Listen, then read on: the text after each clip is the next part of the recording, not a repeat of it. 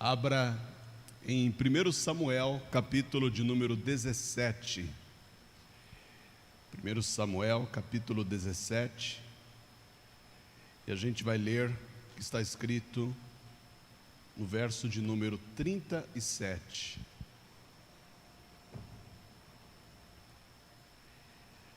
Acharam?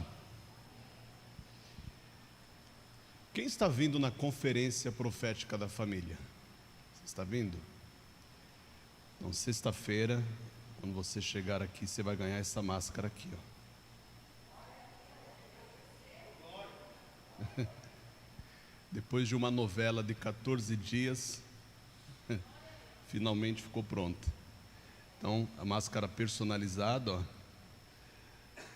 escrito: Jesus dentro da minha casa, porque é isso que a gente tem profetizado. A nossa casa, ela não é nada sem a presença de Jesus. A gente precisa ter Jesus dentro da nossa casa todos os dias, porque é a presença de Jesus na nossa casa que faz toda a diferença, não é? Inclusive, sexta-feira, agora, nós vamos falar sobre a terceira casa que Jesus entrou, que foi a casa de Jairo. Tem uma tradução do Evangelho que diz que quando Jesus chegou na casa de Jairo, ele viu o alvoroço.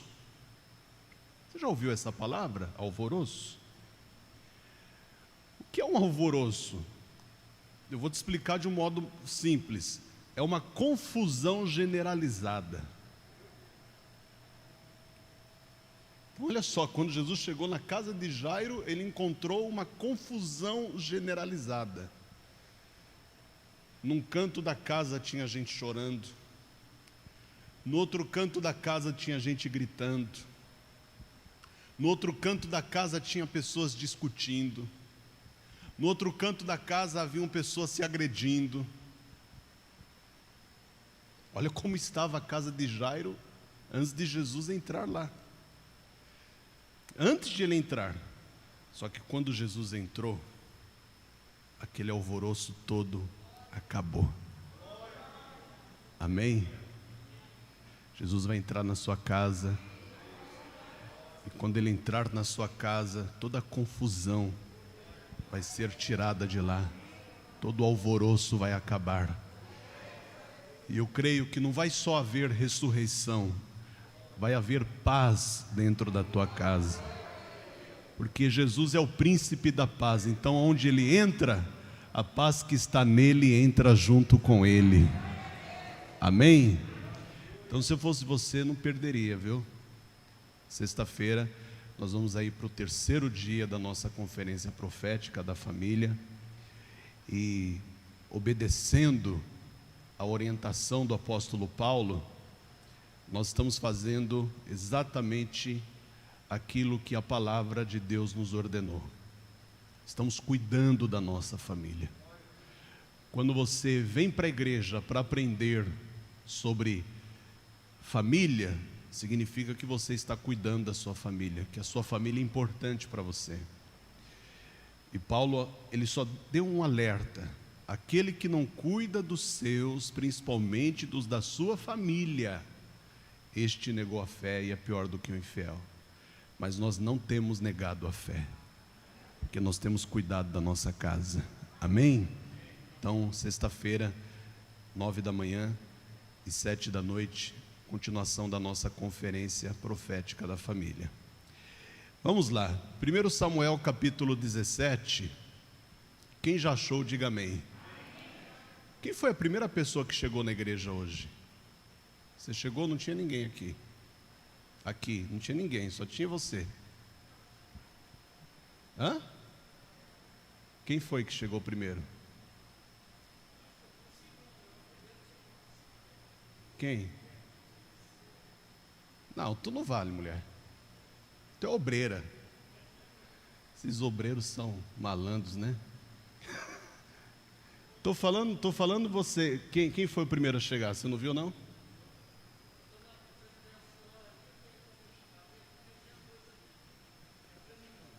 Mas quem chegou primeiro? Foi ela? Tinha ninguém quando ela chegou? Quando a senhora chegou não tinha ninguém aqui? Já tinha gente, tá vendo? Eu gosto de gente assim, que fala a verdade. Fala aí, minha gente. Quem chegou primeiro? Foi a senhora? Ah, já tinha gente. Eu quero saber quem foi o primeiro, uai.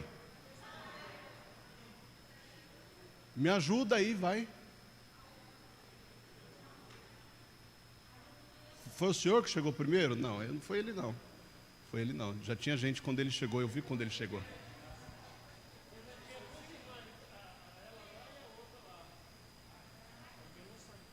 Mas quem chegou primeiro?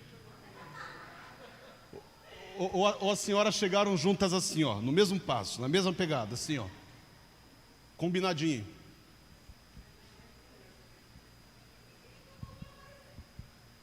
Não vai brigar, hein? Aqui não é a casa de Jairo, não. E aí, vocês vão decidir?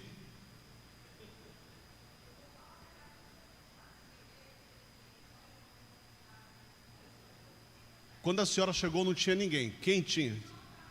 Só estava obreiro? Só tinha obreiro, aquela lá e esse aqui. Hã?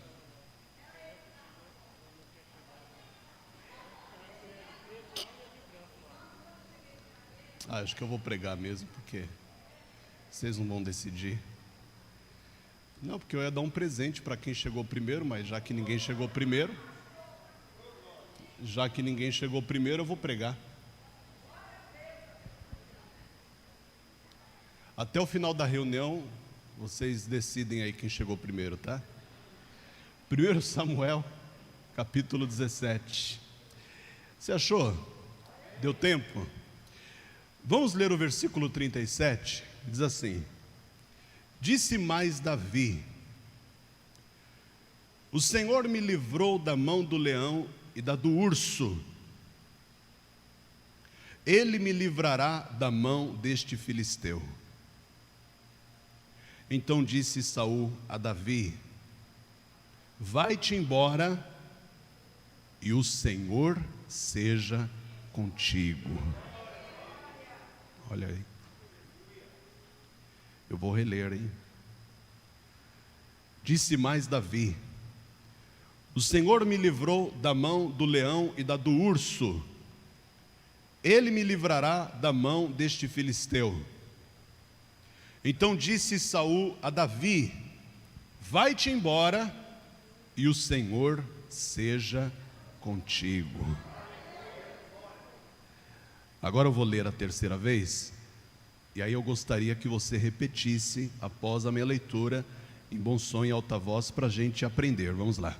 Disse mais Davi: O Senhor me livrou da mão do leão e da do urso. Ele me livrará da mão deste filisteu. Então disse Saul a Davi: Vai-te embora e o Senhor seja contigo. Glória a Deus. A palavra que sai da nossa boca tem poder. Talvez Saul não fosse aquele homem temente a Deus que ele deveria ser. E nós vemos isso pelo seu histórico. Ele não era aquele homem temente a Deus. Por várias e várias vezes ele desprezou a palavra de Deus que vinha por intermédio do profeta. Mas agora Saul está dizendo uma coisa que vai se cumprir na vida de Davi. Vai-te embora e o Senhor seja contigo.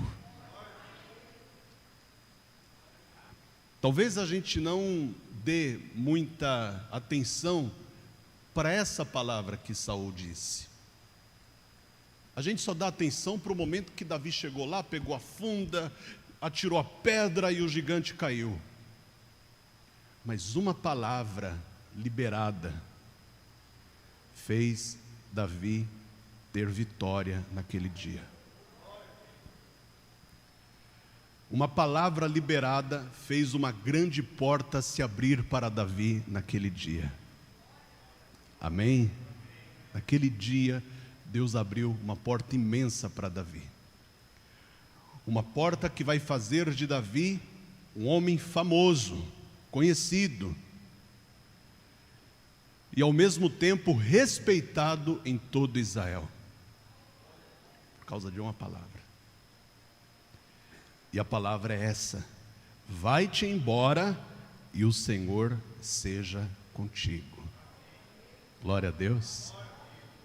Se você crê que o Senhor é contigo, você vai colocar a palavra de Deus sobre o teu assento, e aí você vai erguer as mãos e dar para Ele, para aquele que é contigo. Dê para Ele a melhor salva de palmas que você já deu. Mas enquanto você aplaude, abre a tua boca e diga glória a Deus. Senhor Deus e Pai Todo-Poderoso, a tua palavra vai ser pregada agora. Que o teu Espírito Santo venha neste lugar e tome a vida do pregador, tome a boca do mensageiro. Fala, Senhor, conosco, não aquilo que queremos, mas o que nós precisamos ouvir.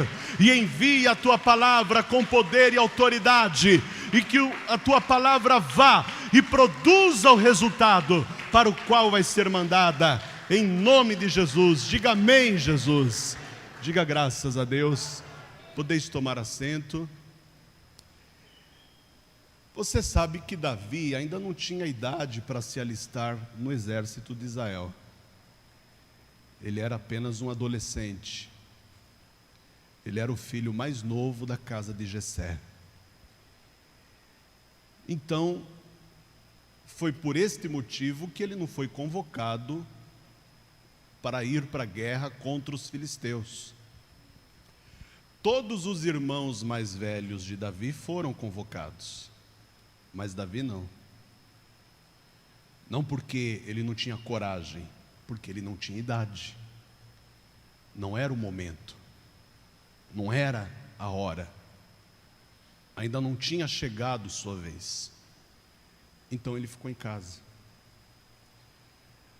Os 3 irmãos mais velhos de Davi, que eram os considerados os mais fortes da família, da casa, que era o Eliabe, o Abinadab e o Sama, ou Samá, eles foram para a guerra para enfrentar o gigante Golias. Mas Davi, que era um simples adolescente, mal sabia segurar uma espada, mal sabia segurar uma lança. Talvez ele não tivesse nem força para segurar um escudo no braço. Ele era o mais franzino dentro daquela casa. Aí a guerra começou.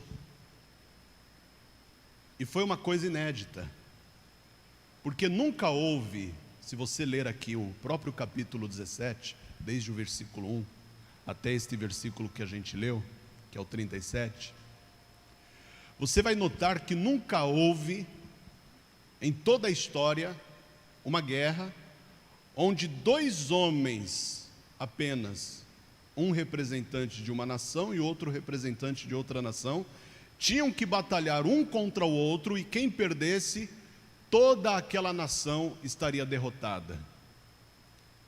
Foi essa a proposta que o filisteu Golias fez para o exército de Saul. Não, nós não precisamos provocar aqui um derramamento de sangue em massa. Nós não precisamos ferir pessoas inocentes. Ô Saul, me mande o teu homem mais valente, e eu guerrearei com ele, e ele comigo. E será que o homem que perder esta batalha, a sua nação perderá. Então veja que era uma batalha apenas de 2 homens. Não era uma batalha de um exército contra outro exército. Isso foi uma coisa inédita na história de Israel. Isso nunca tinha acontecido antes. Só que quando os soldados mais valentes do exército do rei Saul foram convocados para ir para a frente de batalha, e eles viram aquele homem que tinha quase 3 metros de altura, para ser mais exato, 2,98, calculando aí o número de côvados, eles viram que eles estavam em desvantagem. Eles disseram: não tem como nós enfrentarmos esse homem, olha o tamanho dele. Olha o tamanho da espada que ele usa. Só o escudo de bronze que ele carregava no braço pesava 60 quilos. Imagina? Não era fraco não, né? Ele não era só alto, ele era forte também. Imagina você segurar aqui no braço um escudo de 60 quilos. Minha gente, 60 quilos são 1,5 saco de cimento, não é isso? 1,5 saco de cimento assim, ó, só no braço assim, ó, segurando. E ainda tinha um escudeiro que ia na frente dele. Então era impossível vencer aquele homem. Quando os homens valentes de Israel viram aquilo, eles ficaram atemorizados. E todos eles, sem exceção, todos eles, voltaram e não quiseram ir à peleja contra o filisteu. Não tinham coragem. Não tinham coragem. E aí o que aconteceu com toda a nação de Israel naquele momento? O coração do povo se derreteu. Porque eles diziam assim: ora, se os mais valentes dentre nós não têm coragem de enfrentar o inimigo, o que será de nós? Se nós não temos ninguém para nos defender, para nos representar na guerra. O povo ficou acuado, atemorizado. E naquele momento só se falava de uma coisa em Israel: nós vamos morrer. Tenta imaginar a situação. Todo mundo dizia isso: nós vamos morrer. As mães já começaram a preparar os filhos. As mães pegavam os filhos e colocavam os filhos assim entre as pernas e escondiam os filhos, porque a qualquer momento a casa poderia ser invadida por um soldado filisteu e aquela criança poderia ser assassinada. Então, um pavor tomou conta de Israel. A atmosfera em Israel era a pior possível. As pessoas estavam totalmente acuadas e incrédulas, porque não havia ninguém que pudesse enfrentar aquele desafio. Ninguém. Quem era a pessoa, teoricamente, mais preparada para enfrentar aquele filisteu? O Golias.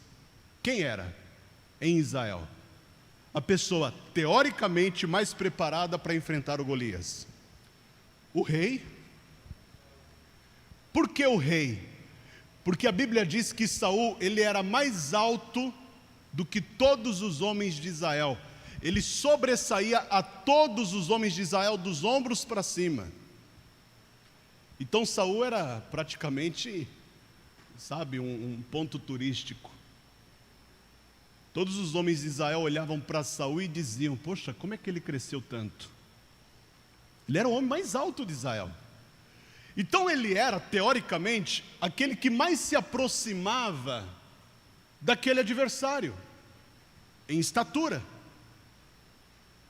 Saul deveria ter assumido as rédeas naquele momento, e ele deveria ter dito assim: podem deixar que eu vou enfrentar esse inimigo, e eu vou tirar esta afronta que está sobre a nação de Israel.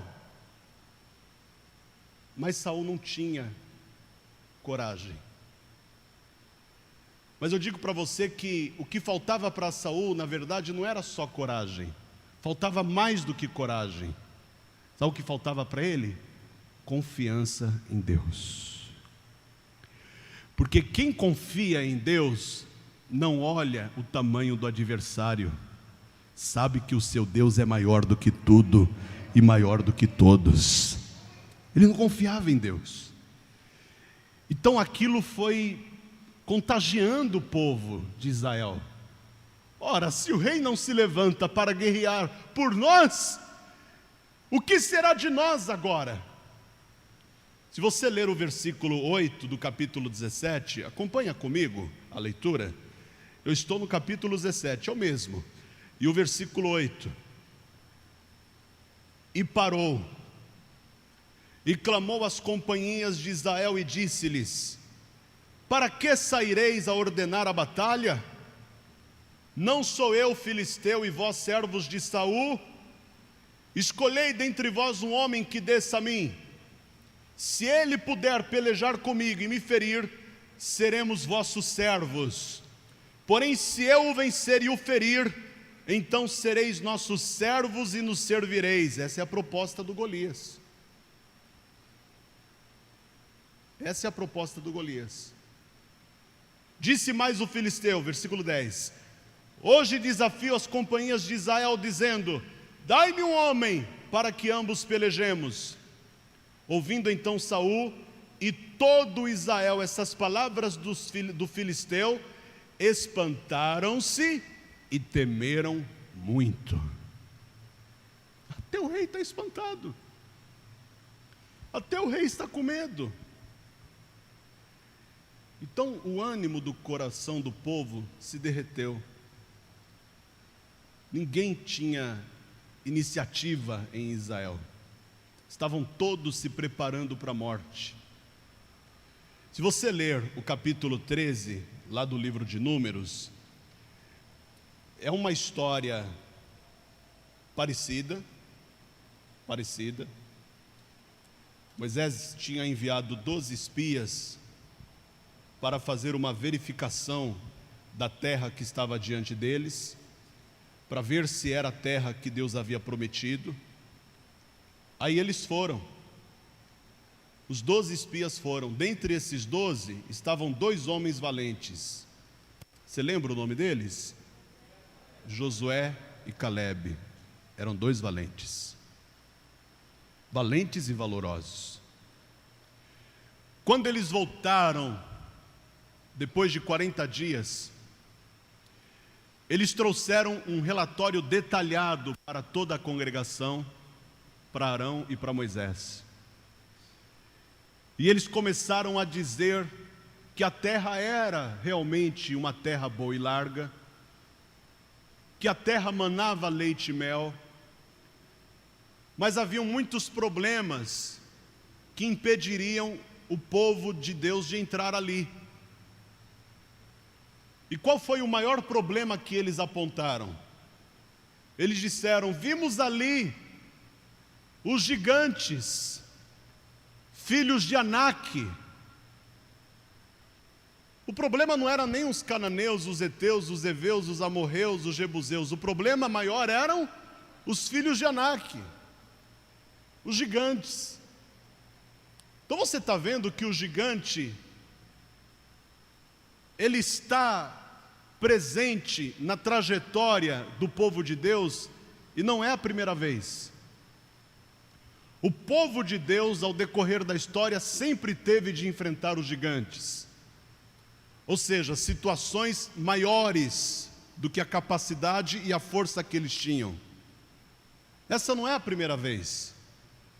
Quando você lê o versículo de número 31, olha o que eles estão dizendo: porém os homens que com eles subiram disseram: não poderemos subir contra aquele povo. Qual é o motivo? Leia a última frase. Por quê? Porque é mais forte do que nós. Ora, eles nem lutaram ainda, como é que eles sabem que aquele povo é mais forte do que eles? Quem já ouviu aquela frase: as aparências enganam?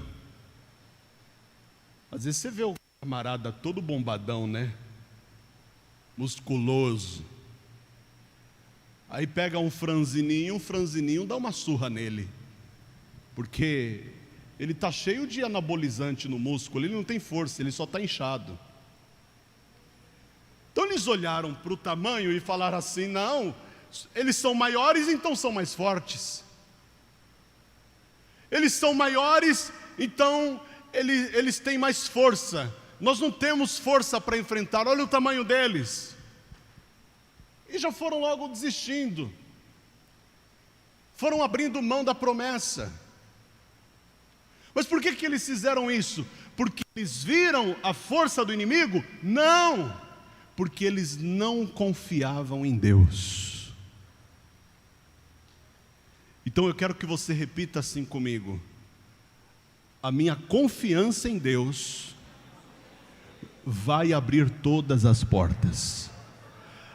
Agora, a minha incredulidade vai fechar todas as portas. O povo estava incrédulo. A pessoa que não confia em Deus, ela sempre está arrumando uma desculpa para justificar a sua incredulidade. A desculpa deles qual é? Porque é mais forte do que nós. Eles nem mediram força para saber, mas foram logo dando a desculpa. Então os homens de Israel, que estavam lá com o rei Saul, eles não lutavam porque eles não tinham armas suficientes, eles tinham. Eles não lutavam porque eles não confiavam em Deus. A pessoa que confia em Deus, ela não tem medo da batalha. Agora, a pessoa que não confia em Deus, ela foge de qualquer batalha, por menor que seja a batalha, ela está fugindo, porque lhe falta confiança. Se você voltar para 1 Samuel capítulo 17, versículo 32, vamos voltar lá? Lá onde nós começamos a nossa leitura. 1 Samuel 17, vamos ler o versículo de número 32. Como não tinha ninguém em Israel que confiasse em Deus o suficiente para se arriscar na guerra, aparece lá o jovem franzino, o Davi. E o Davi vai se candidatar para enfrentar aquele desafio. Mas Davi não era a pessoa mais preparada, teoricamente falando. Mas se você ler o versículo 32, olha as palavras do jovem franzino. E disse Davi a Saul: não desfaleça o coração de ninguém por causa dele. Teu servo irá e pelejará contra este filisteu. Porém Saul disse a Davi: contra este filisteu não poderás ir para pelejar com ele, pois tu ainda és moço, e ele homem de guerra desde a sua mocidade.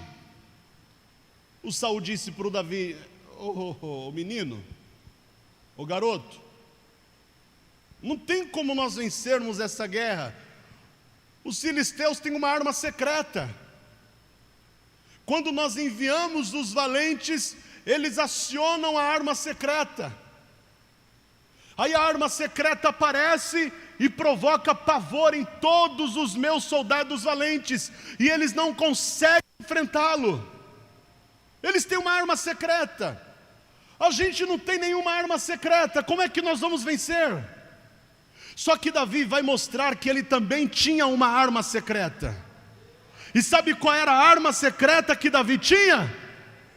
Ele escreveu os Salmos de número 125, e o versículo 1, ele disse: os que confiam no Senhor serão como o monte de Sião, que não se abala, mas permanece para sempre.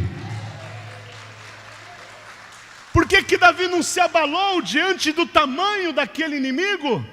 Porque ele também tinha uma arma secreta. Fala assim: a minha arma secreta é a confiança que eu tenho em Deus. Ele confiava em Deus. Então, de todo aquele exército que Saul tinha, só o Davi, que não se alistou para a guerra, é que confiava em Deus. Ou seja, quem nem fazia parte do exército, confiava em Deus.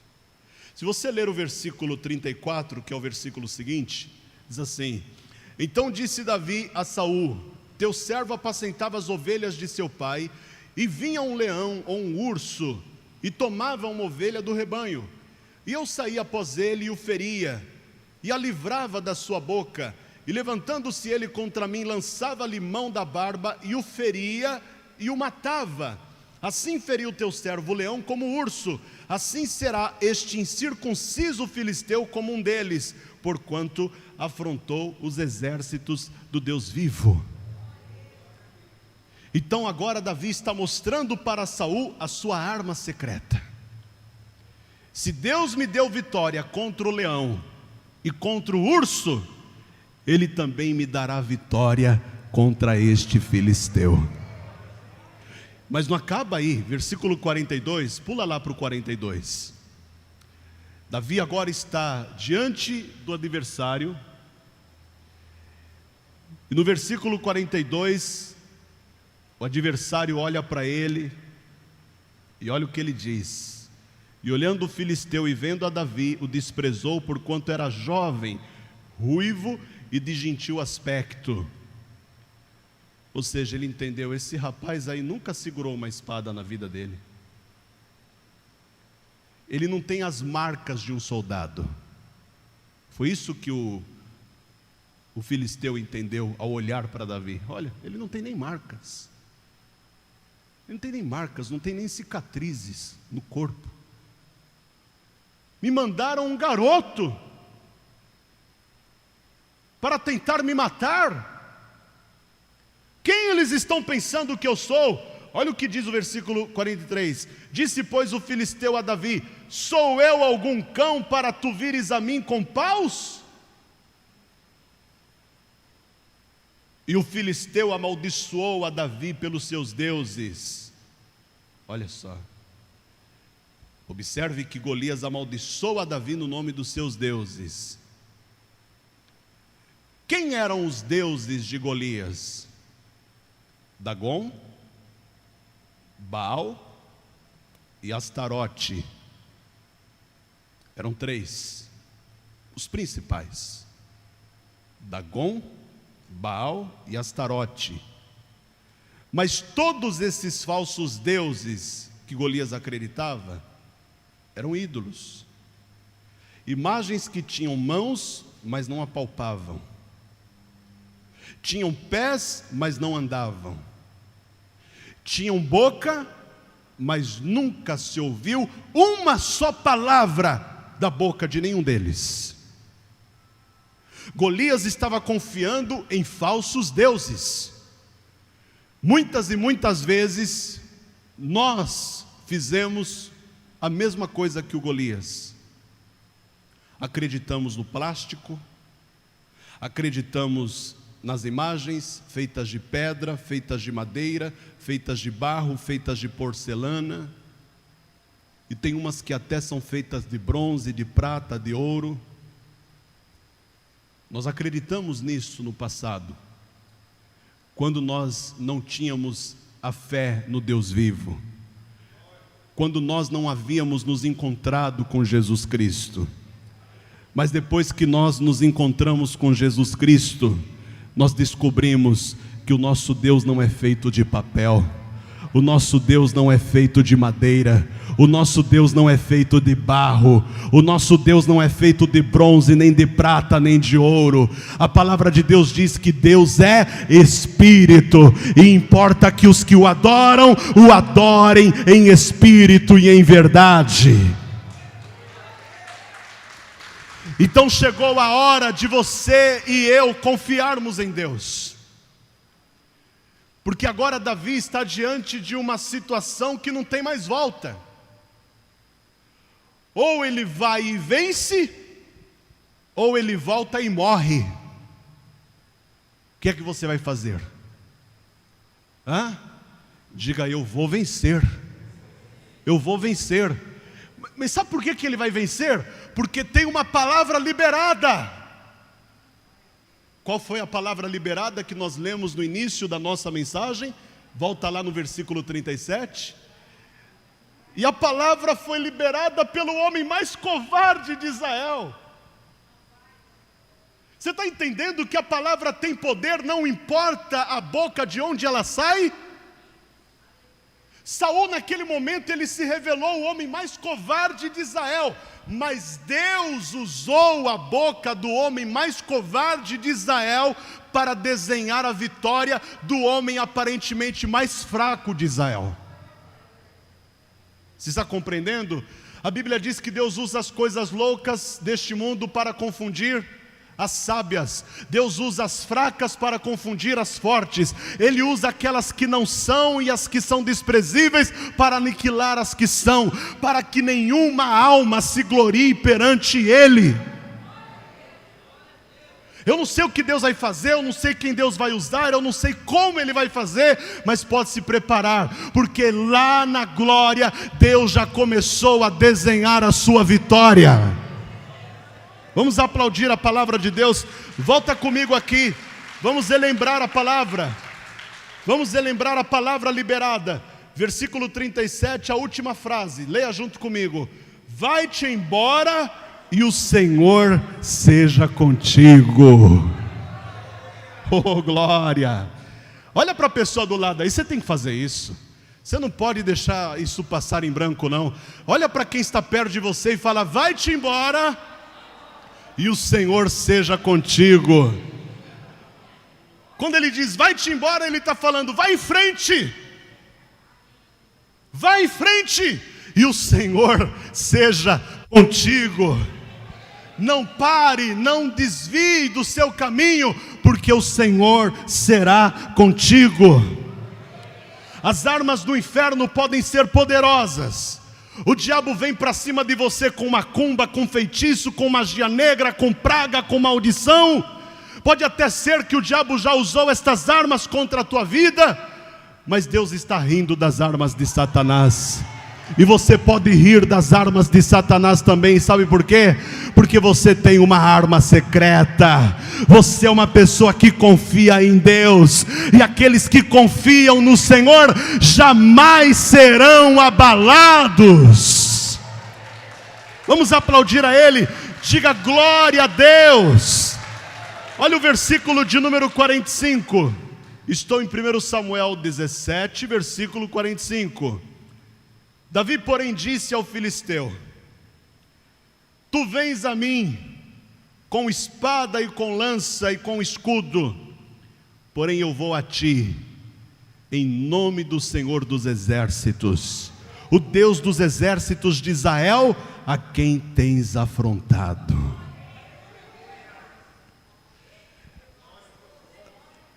A Bíblia diz que Davi cortou a cabeça do gigante.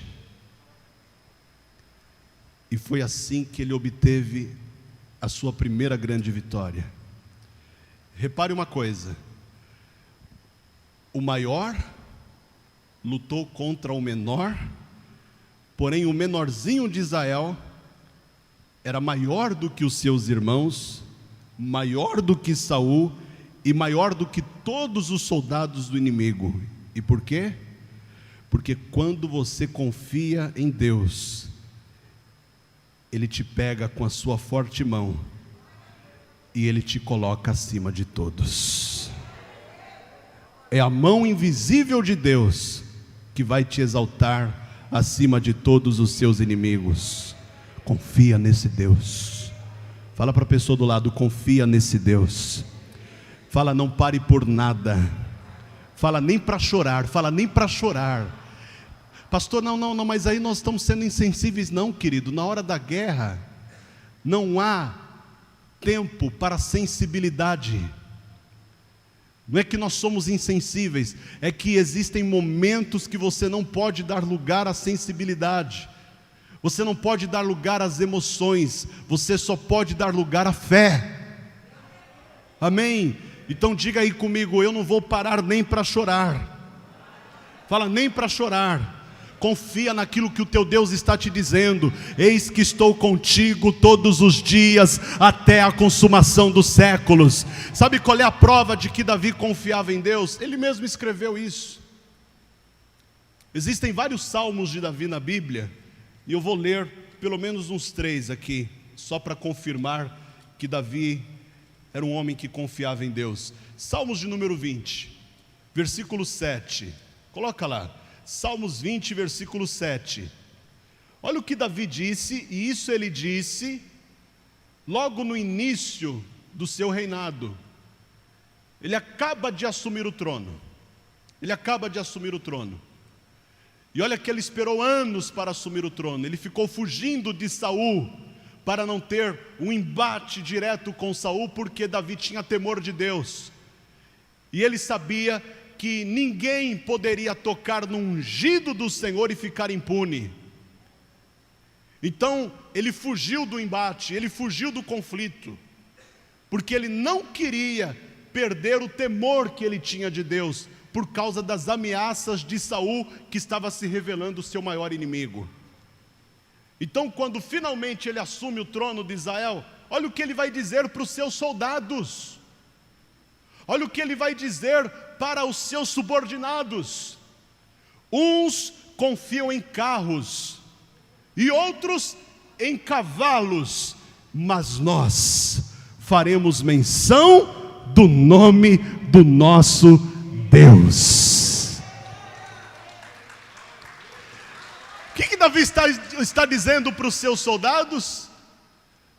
Todos os reinos, quando vão para a batalha, fazem questão de falar do seu número de carros, do seu número de soldados, do seu número de arqueiros. Nós não vamos falar das armas físicas que nós carregamos, nós vamos exaltar a arma espiritual que nós temos. Nós vamos fazer menção do nome do nosso Deus. Eu te pergunto, Davi confiava em Deus? Vamos ter uma outra prova aqui? Está pertinho aí. Salmos de número 27, versículo 1. O Senhor é a minha luz e a minha salvação. A quem temerei? O Senhor é a força da minha vida. De quem me recearei? Quando os malvados, meus adversários e meus inimigos investiram contra mim para comerem as minhas carnes, tropeçaram e caíram. Porque o Senhor é a minha luz e a minha salvação. Ele é a força da minha vida. Aí, aquele que nós já falamos, mas eu quero que você abra lá, só para você conferir, e talvez deixar marcado aí para não esquecer, Salmo 125, Salmos de número 125, versículo 1, os que confiam no Senhor serão como monte Sião, que não se abala, mas permanece para sempre. Confia em Deus, porque a confiança em Deus faz Ele abrir todas as portas. Deus está te abrindo uma porta de vitória nesta semana. Deus sabe o quanto você foi atacado. Deus sabe o quanto você foi perseguido. Deus sabe o quanto você foi humilhado. Deus sabe o quanto você foi desprezado. Deus sabe o quanto você foi mal compreendido. Deus sabe o quanto você foi rejeitado. Mas Ele está usando a minha vida para dizer para você nesta manhã: eu estou abrindo uma porta de vitória para você nesta semana. Se você confiar em mim, nenhuma porta vai ficar fechada diante de você. Pode aplaudir o Senhor. E eu vou pedir para toda a igreja se colocar de pé. Eu gostaria que toda a igreja se colocasse de pé. Quem tem o Espírito de Deus não duvida daquilo que Deus pode fazer. Quem nos ajuda a confiar em Deus é o Espírito Santo. Pessoa sem o Espírito Santo, ela perde totalmente a confiança em Deus e naquilo que Ele pode fazer. Você quer ver um exemplo? Quem já leu pelo menos uma vez a história de Gideão? Lá em Juízes 6, 7 e 8, mas começa em Juízes 6. Quem era Gideão? O último. É só fazer a conta. Olha só, ele era da menor tribo de Israel, a menor tribo. Ele era da família mais pobre da menor tribo. E ele era o filho mais novo da família mais pobre da menor tribo. Quem ele era? O último. Ele era o último. Ou seja,